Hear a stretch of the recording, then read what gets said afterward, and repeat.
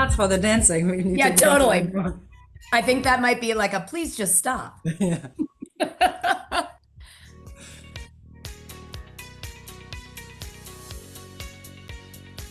We do need to come up with a routine, Marie.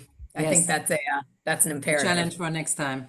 That's right. Hello, everybody. Thanks for joining us. Look at all the fun emojis flying around. I love it. Bringing a little life to the party, which is great. Welcome, guys. This is our very first McKinsey Unpacked Ask Us Anything session. So we've been doing the McKinsey Unpacked sessions for about a year now, but this is the first one where the content and the special guest star is, in fact, each of you asking your questions. I am Blair, Cecil, and I co-lead our global talent attraction function with my dear friend and partner in crime. Marie, hello, based in Amsterdam.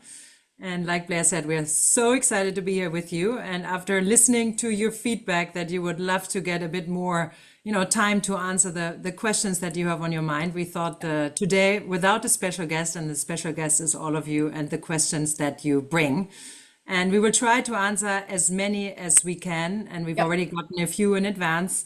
But yeah, we'll get to it. Unfortunately, I don't think we'll be able to answer all of them, but we will do our very best to speak fast and answer and get to as many. And let's dive in. Yeah, and if you have one you want to enter real time, you can send it into our hosts and they can help make sure that we get a chance to answer the ones we can. As Marie said, we can never answer everyone's. We also sometimes get questions that are pretty specific to either a specific individual or profile. And so we tend to answer the questions that are most applicable to most folks on the Zoom. But again, you can always send us a note if you have a specific question afterwards, and we can find a way to get it answered for you.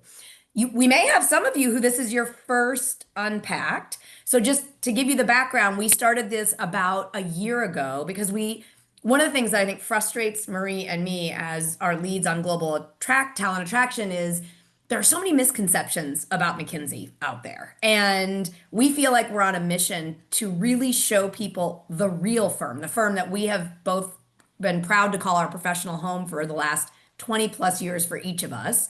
Hence the title Unpacked. Exactly. Now, Marie, why did we choose Unpacked? Tell our joiners today. Exactly. Hence the title Unpacked, because we're trying on the one hand to unpack the mysteries and the myth that we have around McKinsey, and like you said, that we are trying to debunk over time, one by one. But then also, of course, it's a play of words on our profession, which is very much working with our clients side by side, which means being on the road maybe more than in some other jobs. So the suitcase is a constant companion of many of our colleagues. So that's why we picked Unpacked. Yes. And we usually start off with sort of a little bit of what's on our mind, dive into questions, and at the very end, think about, sort of a snack. We call it snack for the road, or a piece of advice. We're both moms of young children, right? And you would never leave the house on a trip without snacks. So you always have to have snacks. Yeah, even for myself, which I'd say. Well, it's funny, Marie, I have to say, when I think about what's on our minds today, suitcases are actually very much a part of it. Exactly. You may What's notice, on your mind, Blair? I'll tell you. I don't look like a very typical, in-office gear today. I actually just got back yesterday from a couple weeks of holiday with my family. And so I'm channeling my inner vacation and holiday to try and pretend that it hasn't ended. But I'm about to head out, and you can exactly joking about it earlier. You can even see it in our faces. Blair is all beaming and refreshed, right. and I'm sprinting to the finish line. This is one of my last acts before my holidays with my family. That's right. And we will talk. One of the questions that we've gotten ahead of time is always about sort of work-life balance and how you stay measured and have a full and rich life, both in and outside of consulting. And is that possible? And is that possible at McKinsey? And so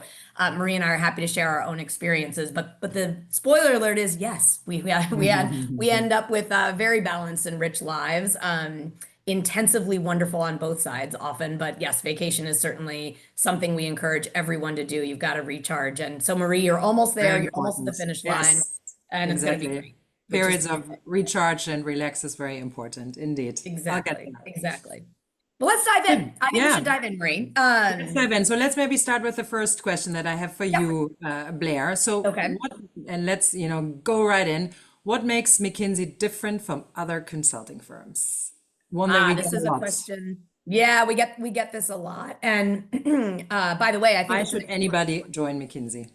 why would anyone join McKinsey? I Mhm. First of all, it is a really smart question to ask, and one that I would ask of every organization you ever think about working with and working for is, in their own words, what really stands out for them uniquely. So I will preface by saying you will probably get a different answer from every McKinsey person you ask. I actually think that's part of the magic because we each have very unique experiences here. You may hear some themes along the way, but I think there are a couple for me personally that really have differentiated my work here for the last couple decades. With the caveat, I've worked a couple other places. I have not worked at other consulting firms, but from my perspective, a couple things that make McKinsey quite different and in my mind special. The first is, we are often called a leadership factory. What does that mean? We produce the highest number of future C-level executives of any organization. So the skills you learn here, right? I actually have never aspired to be a CEO, but the skills that I've learned here have taught me to run things. So a quick example, I was an engagement manager. I was about 3 years into my McKinsey tenure, and an opportunity came up where a client asked me to actually come work for them and help them implement a huge brand transformation that I had worked on with them as a McKinsey consultant. And I have to be honest, the job that they offered me on paper, I was not qualified for, right? I was young. I had not yet managed a team of 45 people. It was a big part of their business and a huge strategic initiative of the board. But guess what? I took a leap of faith and I took that job in part because I knew McKinsey was giving me the toolkits to be a leader. Now, I made plenty of mistakes in my new role and learned a ton, but that's something that for me is a real differentiator is from day one you are taught how to lead and lead beyond what you think is possible. So that's something that for me has been special. Marie, what about you? Yeah, to me, it's I think the continuous culture of learning and growth, Yeah. which goes a little bit to what you said as well. It's the expectation that you just cannot stand still. So if you are looking for an organization where, you just clock in and clock out and you just do your job and you're not Yeah. really thinking about how can I stretch myself and how can I push myself forward. I think that is also why I've stayed for 23 years. I always say it because it's never gotten boring because there's always been an Yes. opportunity to get exposure to new things and to challenge myself to a new experience. And that's every year the same. And it has been the same from my very, very first role as a business analyst, or we call it a Yeah. fellow in Germany, to now being a partner of the firm, which makes it exciting, but also sometimes tiring. But that's Yes. good. It's good tiring because you're being challenged, which is an exciting place to be in. I love that. I do think it's important that is a differentiator in my mind that no matter how senior you are at McKinsey, you're always learning something new. It's truly expected of us. So if you're on the consulting side and you're an expert in pricing, right? You're not just going to keep doing the same rinse and repeat type projects. You'll be expanding into new industries. You'll be applying your expertise and helping to build up pricing knowledge and expertise in completely different sectors or functional areas. So it's a real expectation. It's built into our firm that you are constantly learning and growing. And even on the Which internal also side, means, right, you're growing faster than anywhere else. you're growing faster than anywhere else. And I think, again, my example of, going from being an engagement manager, leading a team of, let's call it 5 people at any point to leading 45 people in a new organization is a great example of that. I also think Marie and I both, every year, we end up being called to serve in some new way and pick up a new topic. Marie, I know, is doing a lot right now around our use of AI, in particular in talent attraction, which is, of course, a newish topic for everybody. But Marie, I know you've been, Very exciting. learning and really growing your expertise and your knowledge around how AI has been used is being used in the human capital space. That's not, I think, very typical that you have organizations where you have 20-year senior people who are partners who are every year consistently being asked to learn something new and apply it in new ways. That is a real differentiator, which I think is exciting. Yeah, and it's also, I think, part of our culture. That's also a question that gets a few hearts. I was already wondering whether our team had turned off the emojis because they were not Exactly. This coming is a vote anymore. with your emojis, right? I We was can like, see if oh, okay, I that's guess this right. is If we not have a a very stinker answer, we're engaging going to find out quickly. episode here. Okay. Okay, they're back. Very good.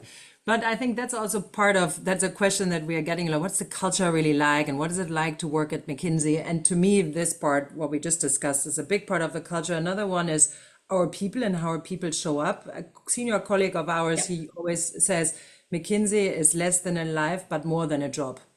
And I think that to me rings very true. And this is how I try to show up at work every single day, that you just care. You care for each other. You care for your clients very much. You really want to push the challenge that your client has to the maximum in terms of trying to find an answer and trying to find a solution to the problem that they have hired us for. It's same in Yep. the office. A lot of our office communities and what's happening in the day to day is very much driven by the people who work here.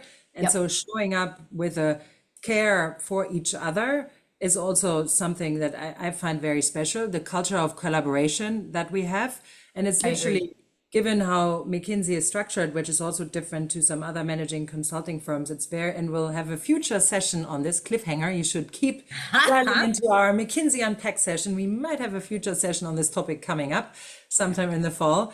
It's very much a global culture of collaboration where you pick up the phone to an expert anywhere in the world and they will want to help you. They will want to help you be at your best in the situation that you're in, which I enjoy very much. I think that's a great point. And just to build on that a little bit, because I remember 1,000 years ago, Marie, when you and I were both in everybody's shoes and we were considering our next career move and starting our careers and thinking about McKinsey. I remember someone mentioned to me this idea that McKinsey is really unique because it's a single global partnership. And of course, in my shoes as an What does that incoming mean? associate, I'm like, I Yeah. don't even understand what that means, let alone why that would matter to me. And I think this is important for folks to understand is we are one firm globally. We have one P&L, right? The economics of our firm are that we all, like as partners of the firm, no matter where you sit geographically, no matter what you work on, everybody shares from the same profit pool. We are literally one firm in terms of our economics. Okay, great. Why does that matter? What it means is it hardwires collaboration into our culture and into our work. So, an example is from an associate's point of view, it means that you are not going to be stuck working in one area, for example. If you are someone who thinks, gosh, I really love the global nature of this firm and I really want to work somewhere else geographically, there's That's no possible, right? incentive for us Because to no court. wherever, yeah. Exactly. We actually want our people to go everywhere because we all collectively serve our clients together.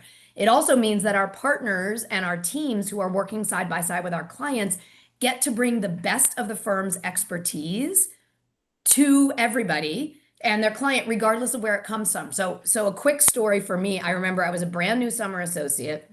A little about my background. I was coming in as a recovering lawyer who also happened to get my MBA, and I had zero private sector business experience. I see the laugh emoji. That's pretty much what I think my interviewers thought. Like, who is this person? She's a recovering lawyer, an English major. She's done nonprofit work and journalism.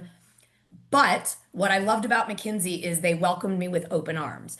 What wasn't so cool is when I got my summer associate internship assignment, I ended up at an insurance client. So I thought, oh, awesome. This is perfect for my skill set. My work stream was doing a bunch of modeling around credit risk and how to assess credit risk, which I knew nothing about. And so I was terrified and I had my moment of, locking myself in the bathroom and trying not to cry. I will happily admit that. And when I pulled myself together and came out, a teammate leaned over and said, what are you working on? And I explained that I had no idea what I was doing. And they did two things for me. Number one, they said, hey, let me help you look in our firm database for who has done this kind of work somewhere else, who can help you get smart on what to do. And so we looked through, and it turns out there was, I think, we call it an AP, which is like a junior partner based in Singapore. I am in the US, on the East Coast of the US, in a windowless team room in New Jersey. I send an email cold call to this AP in Singapore saying, "Hey, I'm brand new. I don't know anything. And I am doing something that looks like you've done this work a lot with your clients. Can you help me?" Within 12 hours, I had an email back and a calendar invite for a 30-minute call with this person to help get me smart. I literally was a summer associate from another continent.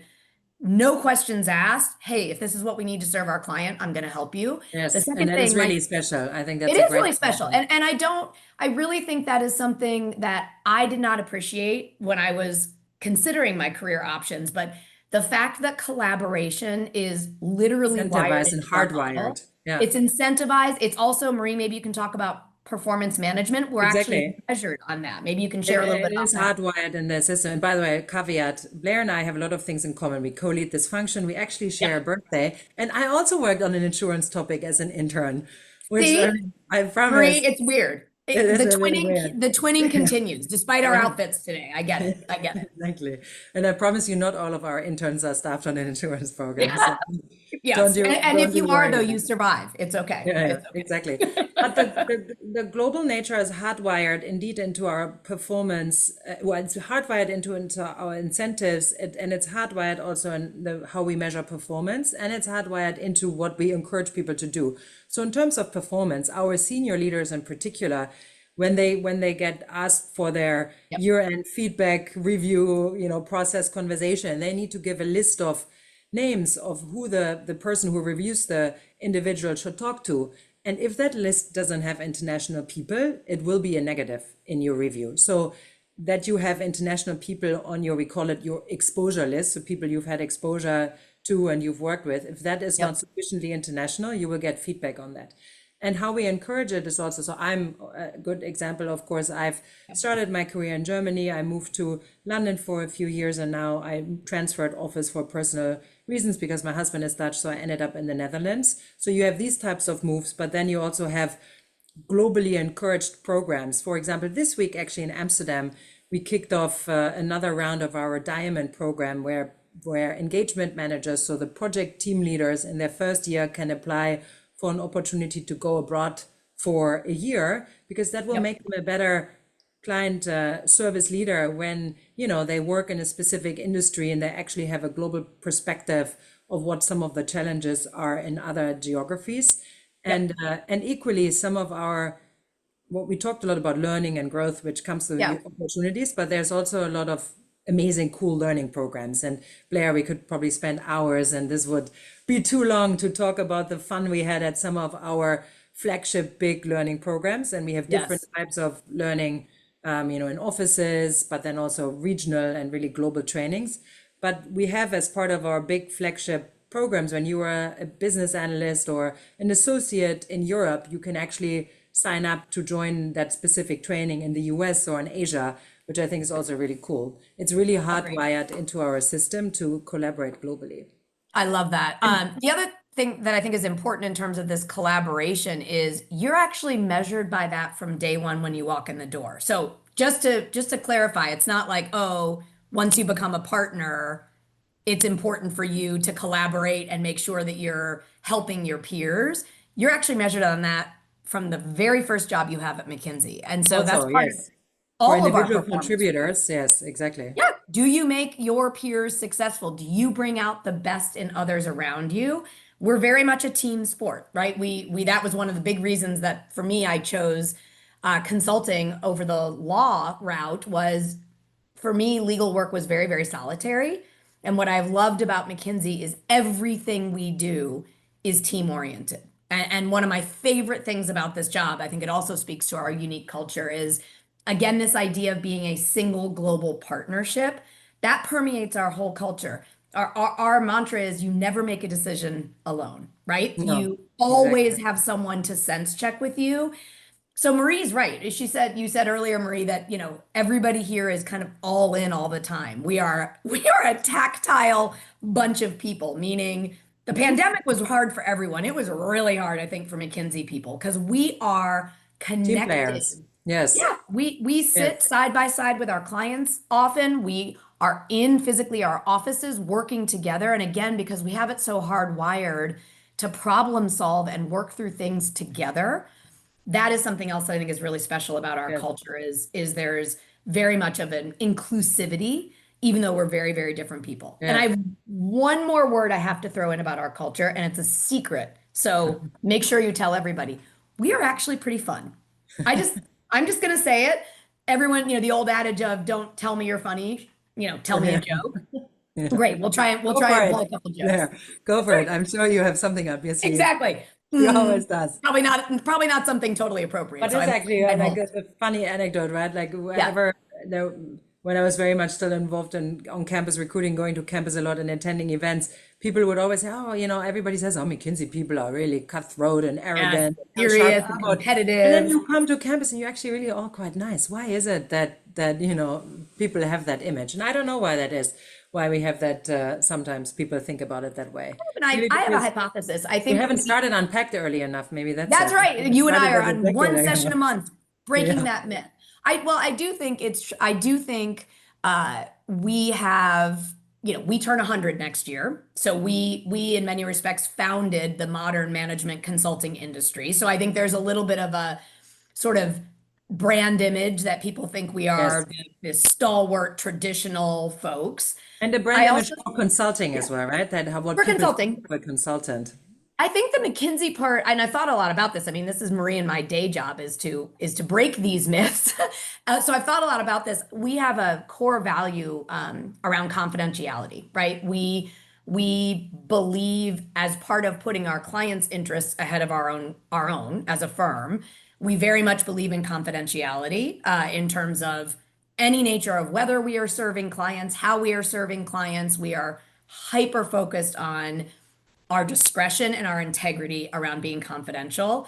I think that incredibly important guiding value has bled a little bit into this like secrecy Yes. thing that we've not intended. So it's not that we're secretive, it's that confidentiality is an enormous part of our values and our integrity in terms of how we serve our clients and the communities that our clients work in. And so from a branding and marketing perspective, which is really ultimately what Mhm. recruiting is, we're trying to help you get to know our firm. I think that's infused some of it. So I think that's part of it. But look, we are always wide open. If there are ways that you can help us be more approachable and really show the real McKinsey beyond sessions like this, we always want to hear it. Marie, Great. culture. We got stuck on culture. I feel like we should pivot a little bit. Yeah, exactly. Well, maybe just to close this off very quickly, because the Yeah. firm has also changed a lot over the last few years in terms of new Yep. profiles, capabilities, the client work is ever changing and evolving. And frankly, if I now look back when I joined in 2003, we were a fraction of the size of what we are today. And I Yes. sometimes have been, so what has it, like, does it feel different? And actually, Yeah. like, it doesn't to a large extent. Like a lot of the things that we talked about are learning, growth, people, collaboration, I that is very agree. much still the same. I And, agree. and this is also linked to the fact that while we are a big firm, we do live in our communities, in the offices and the client teams that we work Yep. together, and that construct hasn't wildly changed. So people find their families within McKinsey, which just makes it actually feel pretty similar, I have to I say. I don't know agree. how it feels for you because you also have been here for 20 plus years. Yeah, I totally, I would have said the same thing that I think what has changed so fundamentally is the scale and scope of but not only the size of the firm and our footprint globally, but also the clients the kinds of client problems that we're dealing with. So everything has gotten bigger, everything has gotten faster. But I agree, Marie. What I love so much is this is a place where small communities define your everyday experience. And you have Yes. multiple communities. And that's something that I didn't appreciate from the outside. And it's taken me time to understand how special that is. So here's an example. I sit in our Washington, D.C. office in the US. I'm very active locally I lead one of our cohorts for the office. So we're all split into different groups depending on what role you have, and we do activities together and professional development together. And so something over the last year plus that I've been really involved in, which has been so much fun, is helping to lead our internal role cohort. So it means people who aren't out serving clients, but folks who are actually running the firm. And that has been such a cool gift. I've gotten to know people who are in every kind of role, folks who help our IT keep running every day, our assistants who help our crazy partners and teams all the time. I'm meeting client development specialists. I'm meeting experts in risk and risk mitigation. So it's been this really cool, newish community for me that has nothing to do with the work I do every day. I am on a global team running hiring, but this is another community for me that I really love. Marie and I are part of our global TA function, which we have several hundred TA colleagues globally, but we have a direct leadership team of about 20 or so people, and we get together a few times every year and we flip-flop what continent we meet on. But those have been some of the most special times in my life. And most of them we probably shouldn't share from a liability perspective, Marie, how much fun we have together. Okay. Yeah, but it's amazing. Right. I will share this because I think this is rated G. Marie introduced me. We share also a love of the Aperol Spritz. That's our favorite drink. And Marie introduced me to it in Kitzbühel, Austria. So McKinsey actually has a facility. Really nice learning facility. Yeah, learning facility, a couple hours outside of Munich, and we do all sorts of flagship learning events there. Every once in a while, we do some candidate events there. It's a really special place. And I remember thinking, it doesn't get much better than this. I'm in this beautiful place in the Alps. I'm doing an intensive learning program with my global team, which is so special. And I'm getting introduced to the Aperol Spritz, which is great. Yeah. So tip for you, if you end up joining McKinsey in the Americas or Asia, and I told you, you have an opportunity to do like one of the flagship programs outside of your region, go to a training in Kitzbühel. That's excellent. Exactly. I agree. That's advice I give. You were talking about communities, which hasn't changed. The other thing that hasn't changed is, I think, just the core of what we do. We hire really smart people who want to help our clients by working together with other people. And finally, so as a new hire, don't know if that's still, but for many years, you get a book. It's called Perspectives on McKinsey, written by Marvin Bower, which, McKinsey was founded by James O. McKinsey almost 100 years ago.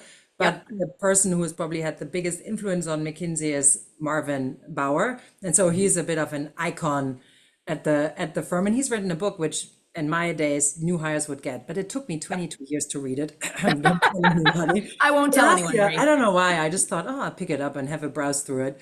And it was quite interesting how a lot of the things that he talks about, how we serve our clients and the values that we stand for, are still very much the same today. And there was, as we move into our second 100 years, there was actually a group of senior leaders at the firm who thought, let's look at our values, if they still serve us or if we need to make some adjustments. But they actually decided, no, these values still very much stand for who we are and how we see our profession. Like you said, right, there's a lot about client confidentiality and how we show up with our client. There is an obligation, that's one of my favorite, the obligation to dissent and engage. Yes. No matter who you are, no matter what role you have, no matter how junior or senior you are, you have an obligation to speak up if you disagree with something or you have a different opinion, which is especially important in the team rooms when you serve clients, because the senior leaders, they don't spend as much time on the ground with the clients, walking the halls, the corridors to listen what's going on. So if they come in with their thoughts and ideas, often you as the business analyst or the associate, you actually know way better because you've spent a lot more time with our clients. And a lot of people are also, you said earlier, Blair, right? Like, I'm thinking about AI and what does it mean for our own. I was going to ask that because I think that's something we get a lot. Function in teams and how we rewire ourselves, but then also we're also thinking about how does this change the role of a consultant? And I would say it actually makes it way more interesting because a lot of our consulting is not about the analysis. The most value add we actually have is talking with people and working with people,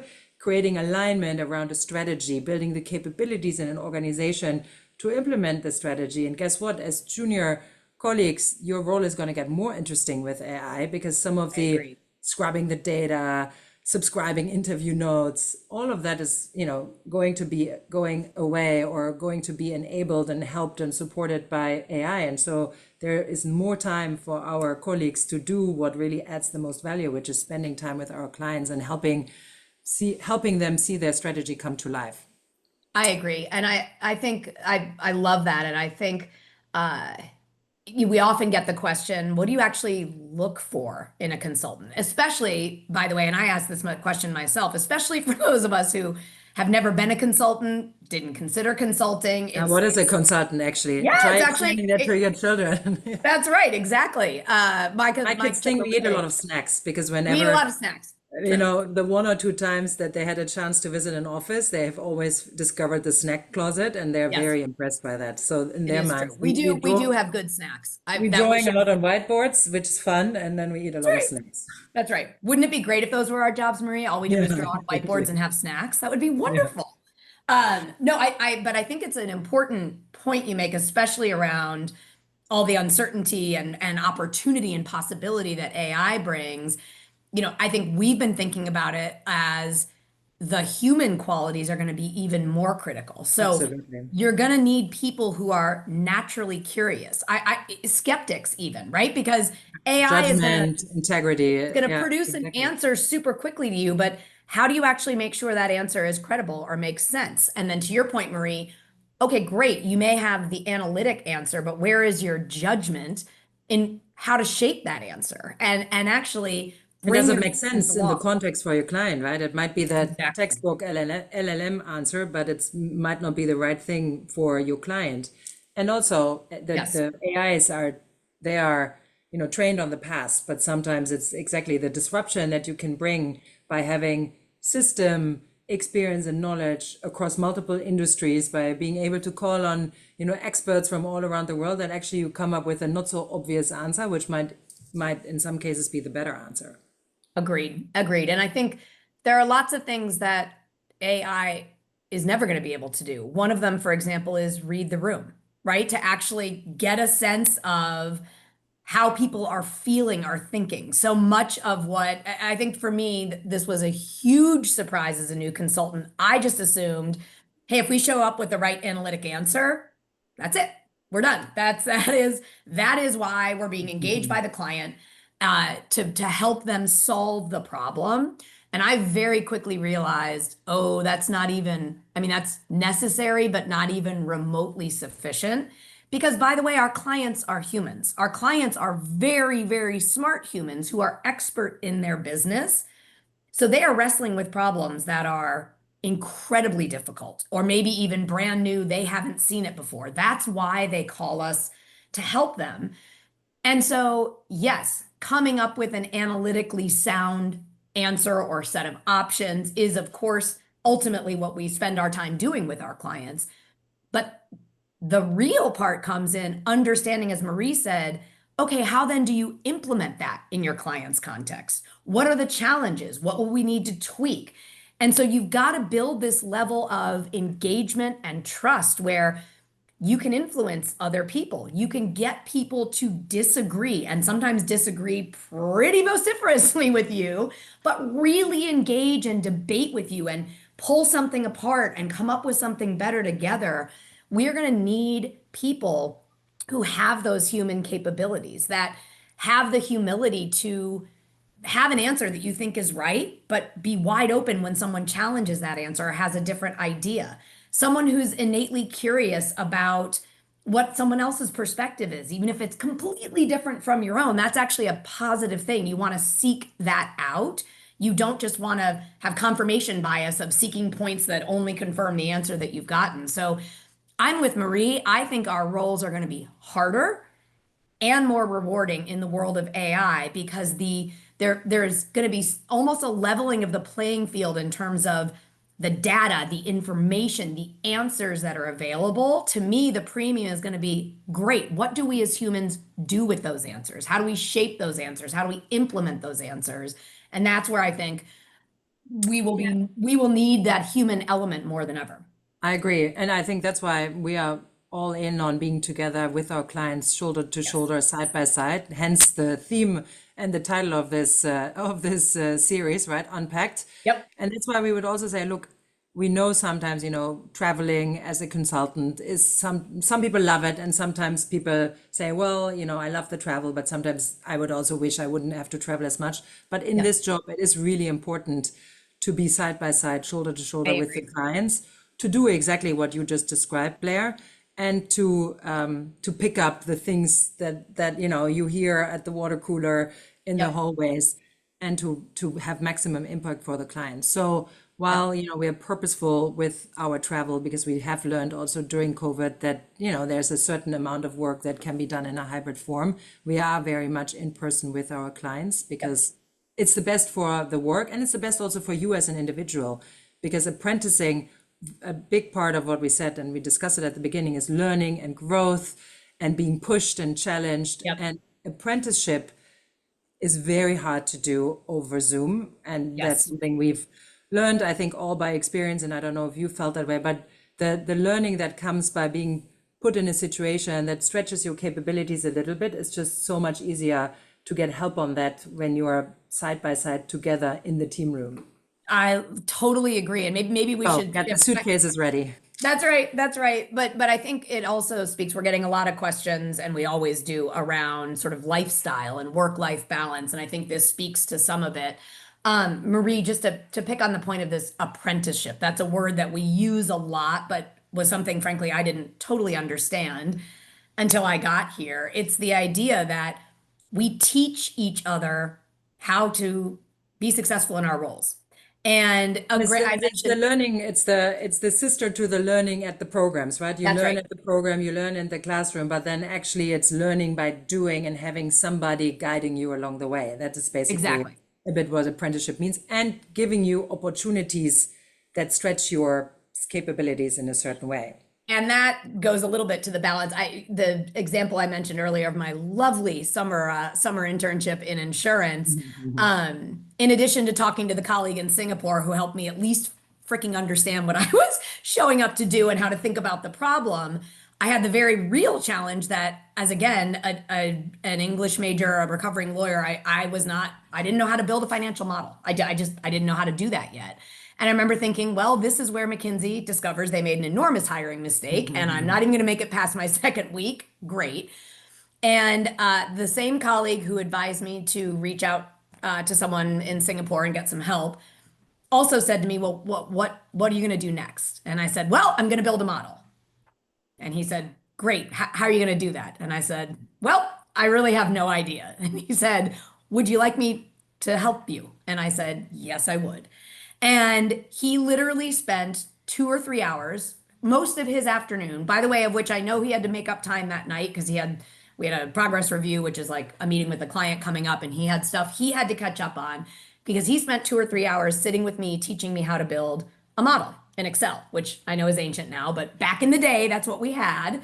And that's a very simple example, but a real one about what this apprenticeship means and And where, oh, sorry, no, you I'm just finish. gonna say where you're pushed to do something you don't know how to do, which is a very uncomfortable feeling, right? I am having to admit I don't know how to do something and ask for help. And at McKinsey, we reward that, right? That is again just part of our culture. So a very simple example, but that was very early in my experience that's taught me this place is different in terms of this apprenticeship.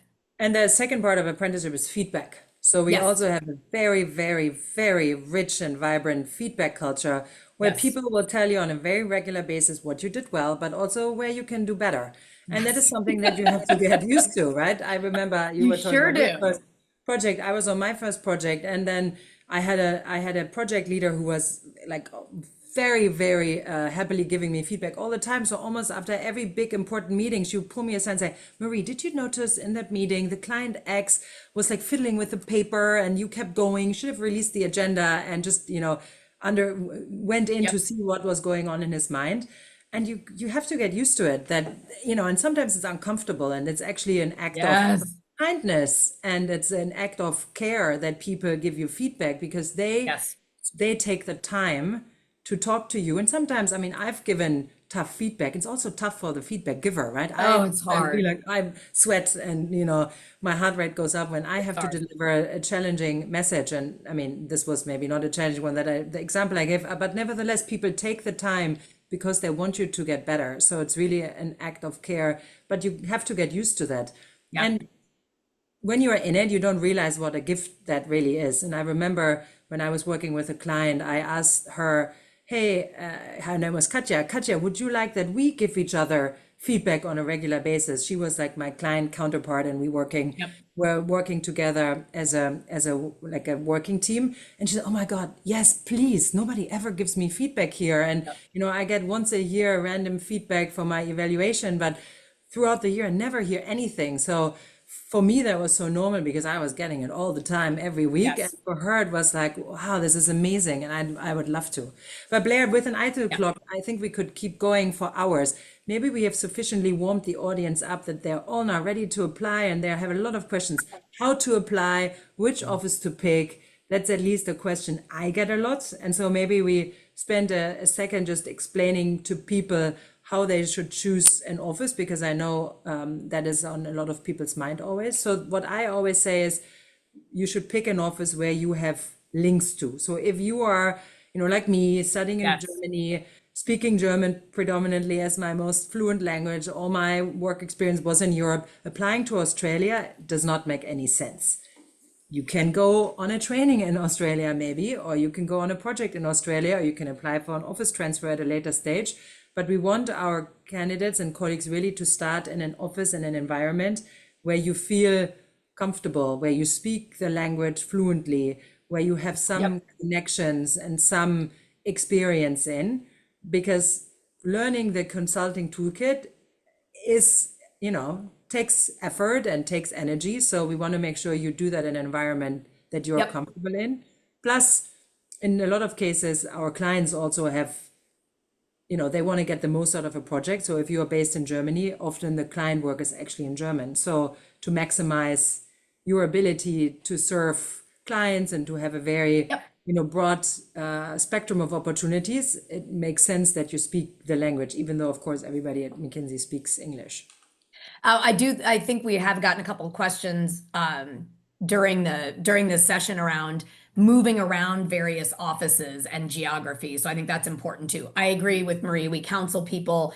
There's a really good reason to start in an office in a geographic location where you have local knowledge, certainly language requirements, et cetera. That is a benefit to you because we want you to be super successful starting out as a new consultant. So we have learned over time that people have the best shot of succeeding when they are in an office where it's easy for them to build their local networks, right? It's easy, they don't have a lot of barriers to serving local clients, et cetera. That said, we are very much a global firm. And I think that's one of the really cool things, as we said at the beginning, that differentiates us, that we are one global firm. There are tons of opportunities for you to move around geographically. Now, with the caveat that, again, our first job is to help you build your consulting toolkit and be successful. And more often than not, that will require some amount of time in your local office that you start with. But once you've built that toolkit and you frankly have started to build your networks even outside your local office, that's when it's appropriate. That's when it's totally appropriate for you. Yep. For example, in Europe, we have a staffing list that gets sent around to our junior colleagues that are looking for projects that show also projects from other countries. So that is a very easy way to get work experience or get some experience abroad, that you get staffed on a topic that is not in your location. And sometimes there's a myth that people always say, oh, McKinsey has a global staffing pool, I could get sent anywhere tomorrow. That's not true. Not true. Your primary staffing, so not true. We should have myth busted. That's right. Busted. That's right. Not true. Your primary staffing sits with a local office. In Amsterdam, where I am based, we have a lovely staffing team on the 5th floor that makes sure all of our junior consultants are staffed and taken care of. That said, so that's the primary group of people that takes care of you, your development, your staffing, especially in the first years of your career. That said, if you express an interest, say, I would really love to go abroad, I would really love to work on a project abroad, they can help you make those connections to the staffing team in the Nordics, the staffing team in Germany, the staffing team in Italy, to see if they have an opportunity that would make sense to you. Equally, sometimes there's a Dutch client that is trying to expand to another geography, or they're buying a company elsewhere, or they have a subsidiary somewhere else. And we did work in the Netherlands, and now we're doing the same work for a subsidiary in Brazil or in, the US or wherever. And then also sometimes we say that part of the Dutch team travels to another location. Then I talked about the Diamond program, which the kickoff happened this week in Amsterdam. You could go on a temporary transfer to another office if you feel like, look, I don't just want to do a project. I also really want to experience living in another country and being really immersed in that office. So you could go on a temporary transfer, and you could do what I did, saying my life circumstances have changed or my interests have very much moved and I want to do a permanent transfer. And then you can apply for that. And we did get a question like, how easy is this? I get a lot of hearts for my permanent transfer. It was for love. So I guess it's appropriate to get some hearts for that one. Can you get stuck? And your primary objective always should be to do well in your role and to master your role. Because if you're struggling in your role, it's going to be very difficult to find supporter for you to go to another office. Not because people they want to block you or they don't want to help you. It's more that if you already struggle in your home context where you know where you started, where you have a network, going to a very different office or country, it's going to make that harder. Of the network, and then the struggle that you haven't mastered the toolkit that you should have mastered at this moment in time is extra difficult. And we always say we want to set up our people for success. It's same in the interview process.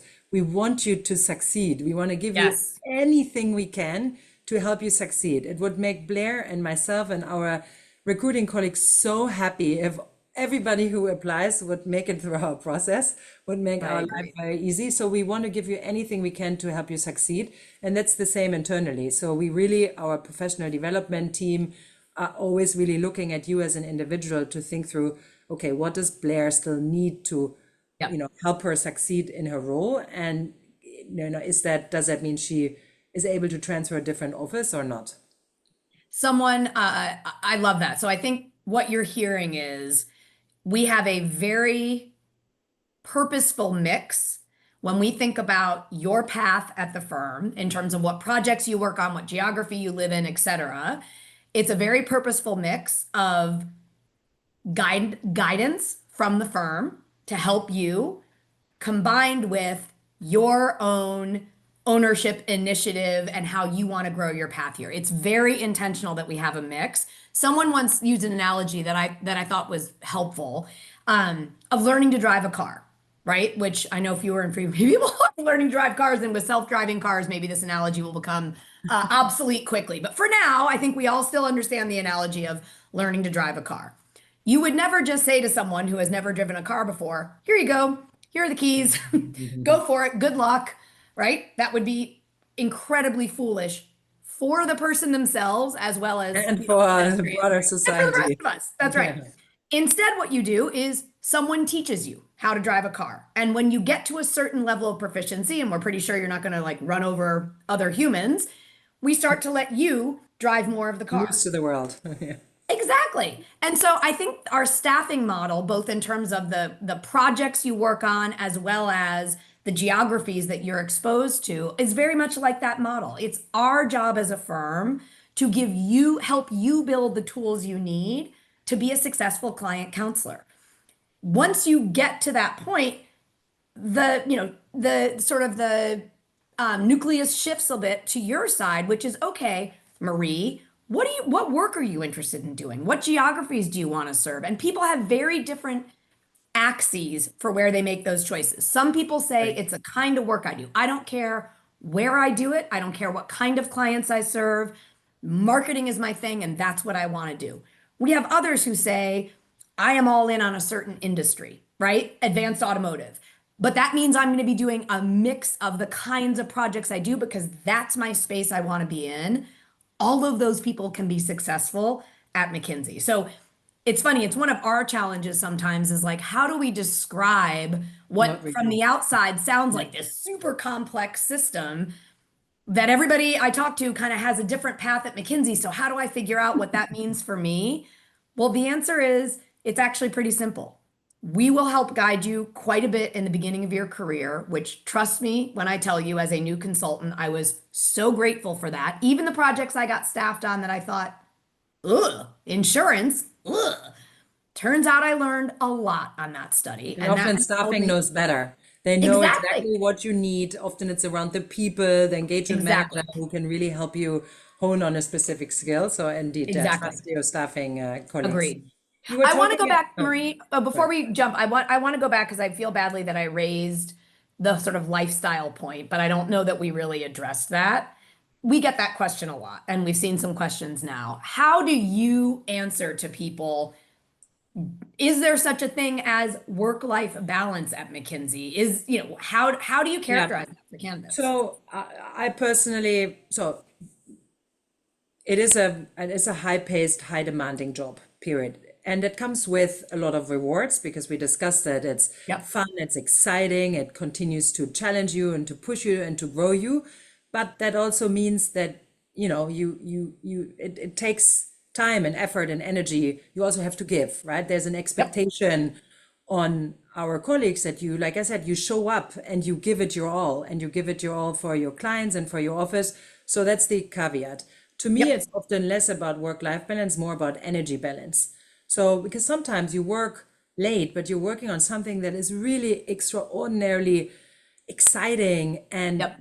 energizing, and you are having fun in the team room, and you think you work on something really special with a client, and you don't mind that it takes you Yep. longer and that you have to work until the evening hours. So to me, it's much more around thinking through what is it that give you energy and what not, and how can you try to get rid as much of the things that drain your energy, not just in your work life, also in your Yep. private life. Spoiler Yep. alert, especially once you have a family and you're a bit older, not everything in your life is like Managing your energy is a amazing. big one. Much as I love my kids.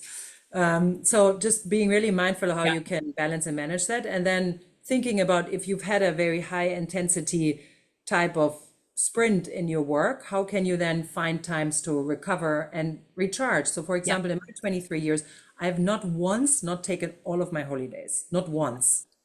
So make That's a very sure European answer. I'm an I American, know so the Americans. culturally, I have rubbed Americans off on don't you take though, our Blair. PTO. I have rubbed off on you. You've taken 2 weeks of I holidays know. this No, I'm year. getting So better. I'm getting better. exactly. Marie's right. It's a performance and recovery culture, and that is true of anything in client service. And I would be very wary. A tip to all of us is anyone, if you are exploring client service roles, anyone who tells you that it's going to be Nine to entirely five. predictable, you can absolutely commit to only a certain amount of travel or only a certain amount of hours. I would really push and ask for more evidence of that because I just think that is the nature of client service.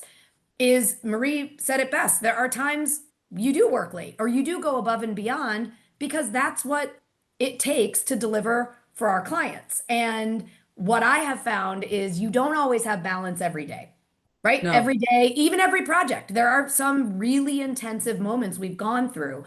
But as you step back, you get an extraordinary amount of flexibility to balance it out over time. over And a time. Exactly. So it's not like, oh, exactly. this week was a tough week and now I extrapolate that out and it's always going to be like that.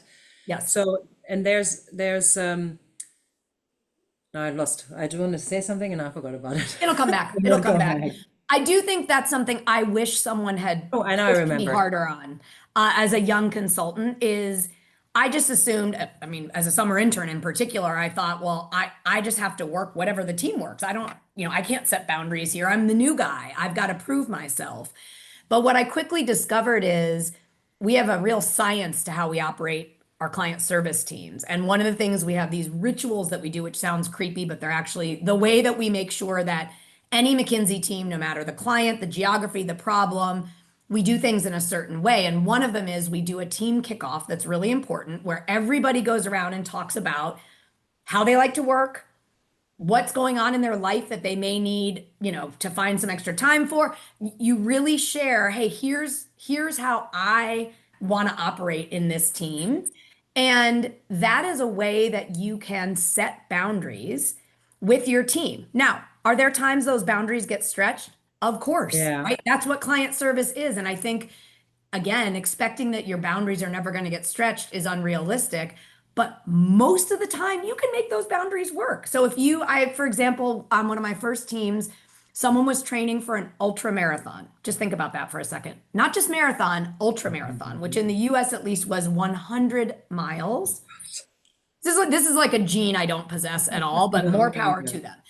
And so I remember we were on a pretty intensive client study, and I remember thinking, there's no way this person's going to be able to get the miles of training in during the week. But they were really creative in figuring it out. Sometimes they had to do it at really weird hours. Sometimes they could sneak it in to do an hour at lunchtime. Sometimes it meant, I remember at one point running around a mall near a place we were staffed and had a colleague drive their car, their rental car, with headlights on with them to make sure that they were safe because it was like 10 o'clock at night, but that's when they could get their training in. So again, I think I assumed I had very little flexibility to set boundaries. You actually do from day one. Those boundaries will sometimes need to be stretched. But on the whole, you are really the captain of what balance works for you, which I find really empowering. Absolutely. And now I remember my point. It's also Yeah. around knowing what your priorities are and knowing the rank order of your priorities, because life is busy for everybody. It gets, even busier when you add more people to your life.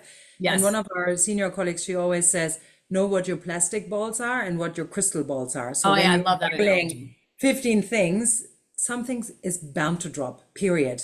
If you're trying to be perfect at everything, you want to be the best at your job, you want to train for an ultra marathon all the time, and you are perfect at playing the piano, and you have a very busy social life, that's not going to work. Spoiler alert. So understanding, look, if something's going to drop at some point in time, and that can change over time, what it is that's crystal and what's plastic, but understand what it is and so for this person, the ultra marathon training was probably their glass ball. Good point. Exactly. It was a crystal ball that he absolutely wanted to get in, but maybe, having dinner with friends and family multiple times during the week, maybe at that moment in time didn't fit into the busy schedule of client work and training. So it's just being not too hard on yourself to trying to squeeze everything in. Maria, I love that point. I think that's something too important. I'm guessing most of you who have joined us are drawn to high performance cultures. If you're interested in firms like McKinsey and industries like management consulting, you're probably like us, a bit of a moth to the flame. But boy, do I think we need to give ourselves more grace that you cannot do it all at all times, period. Nobody can. Not even the superhuman teammate of mine who ran ultra marathons. You can't. And so I find that something else I love about our culture is you mess up sometimes. You didn't nail it as much on that deliverable for the client, or you feel like you missed something with your family that you were really disappointed that you ended up having to miss. And you got to give yourself the grace to say, okay, I've got another shot at this, and I can do better next time. And I love your analogy, Marie. Do a better job thinking about what's a plastic ball versus a crystal ball, and do so. I know we're at time. The final question, Marie, I think we should tackle, because we've gotten so many of them from folks, is, hey, I've never been a consultant before. Maybe I'm a military veteran, or maybe I come from an arts and sciences background and I've never done business before. Is there really a place for me at McKinsey? What would you say to that?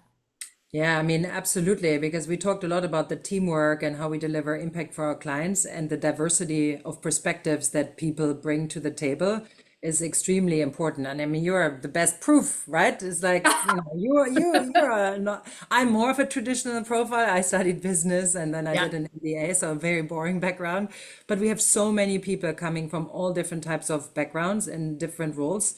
So absolutely, there's a place for everybody. And we actually search for that. We look for the diversity in backgrounds, because I mean, we've actually done own research on this topic, that diverse teams deliver better results because they don't just have the group think and the, one way thinking and trying to solve the problem from the same angle. Often it's the people that come maybe with a non-traditional background that bring a perspective that others have not thought about, which is extremely important. So and it's also just more fun. It is more fun to be with people from different walks of life. So we all went to different schools. I think that's another myth we hear a lot is, oh, McKinsey only hires from certain elite institutions. Not true. We hire exceptional people, and we are very proud and very open about that. We hire really exceptional people, great problem solvers, but also great people. who are curious and kind and empathetic and interested in the world. We are really blessed, to be honest, that we get to hire such exceptional people. But where you come from doesn't matter to us. We want to embrace folks from all different backgrounds. If you have the resilience, the grit, you like doing hard things, like us, you're the moths to a flame, that you realize that doing hard things and being stretched sometimes to the point of discomfort is actually where you grow and where you get to do things that really matter. We're wide open and excited for you. So I would say, Marie, you talk about your power pose a lot, right? When you do coaching sessions with people. Oh, this is it. Oh, yeah. Do we need to do snack for yeah, we are actually That's right, overtime. our So snack for the for the road. road, yes. So I would have two tips. One is just spend a little bit of time if you are interested in joining McKinsey to think about where you fit best. And I talked a bit about the location, but sometimes we have candidates that apply to 20 different roles and many of them don't actually fit. If there's a role in our operations practice, if you've never touched or done anything that has to do with operations, or if there's a role in risk management and you haven't done anything in that area, you don't need to apply for that role. And then you're better served to apply for a more generalist type role, because if our practices are hiring straight into a practice, they will want to see previous experience in that area and field. And then they're looking for candidates that just want to deepen.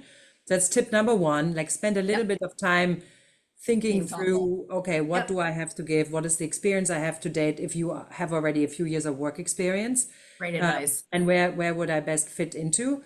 And then the second one indeed is in the interview process, and there's a whole episode on interviews. If you go to the website, We'll you do more, can see that and we'll with do more. Ashley. Exactly, and we'll do probably more. But people often think about, how do I prepare for the cases? So they do a lot of case interviews. How do I prepare for the personal experience interviews? So they do a lot of, thinking through the examples.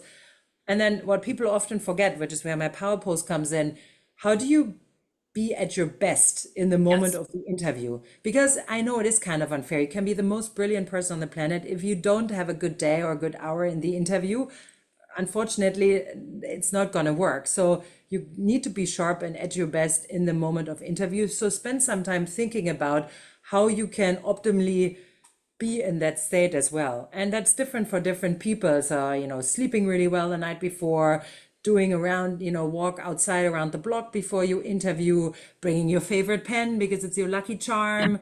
I always used to hum a song in front of big important exams and meetings and interviews. That was my power song. And if you don't have anything, you can do the power pose. The Because power pose. I don't know if it works or not. Apparently, scientific research says that it does help, that if you stand, like a superhero for a minute before an important meeting, that it actually changes your something in Body your chemistry. hormonal structure and you get better. So at a minimum, you can do that.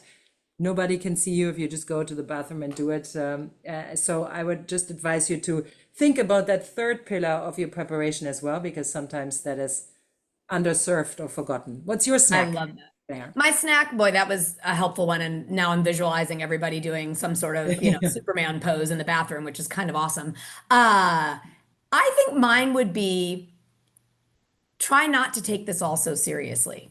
That is a really easy thing for me to say on this side of the camera. I understand that. I remember folks said that to me before my interviews. I'm like, that's because you I would say haven't. try to enjoy it, right? Try to have fun in That's it. it. Because if you don't Yeah, like the process and you don't like the type of interviewing, like the case, etc., you're also not going to like the experience in the team room where you problem solve. exactly. Exactly. And I think that's important is it's not just how do I crack the interview? It's use the interview process to really interview us and interview every firm you're going to say, is this where I would thrive? Is this the culture where I feel like I would really fit? Do these organizations share my core values? Is this the kind of environment that I'd be excited to lend my talents to? But my comment about not taking it seriously doesn't mean don't apply yourself in the process. We have a very hard process for a reason. It's a hard job. And it is part of our hard process is testing out whether that's the kind of hard that you thrive in and you like challenging environments. So you do need to take it seriously in terms of preparation and commitment, to Marie's point on figuring out where you fit. I think though, taking yourself too seriously and not having confidence, every single one of you are talented, wonderful people and will have a place at a firm. We would be thrilled and so lucky if it were with us. but that's not going to happen for everybody. And that's okay.